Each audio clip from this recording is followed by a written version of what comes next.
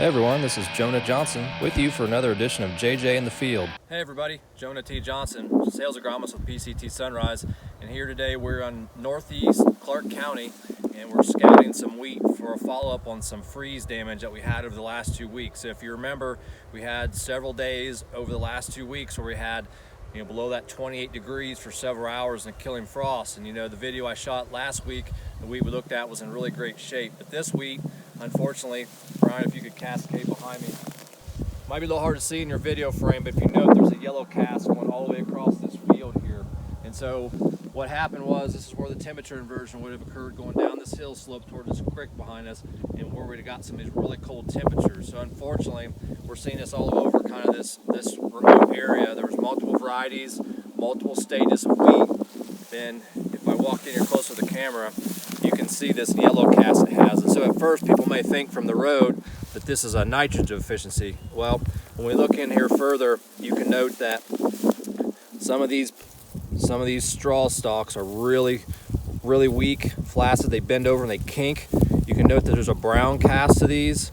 And so what's going on in here is the saprophytic fungus. So that's a beneficial fungus like we see in the fall on combines, where you get a lot of black sooty looking dust on combines. That's breaking down the corn residue.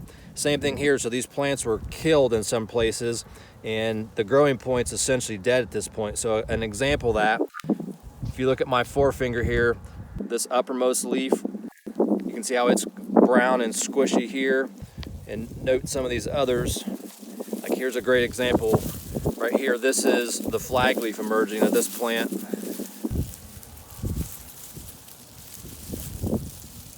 Here, and it's all brown. Here's another example right here. This leaf's desiccated and dried down. So essentially that wheat head and that growing point, it has died.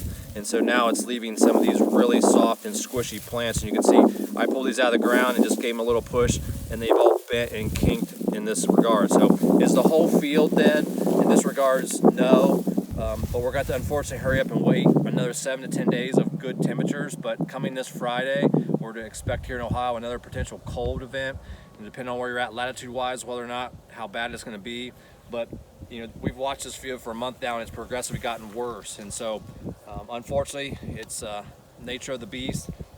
Is the whole field at a loss? No, but there's definitely going to be some pockets of low yield, and for sure no wheat heads that will emerge out of these plants as they continue to some of these grow. But just want to give you guys an update on that.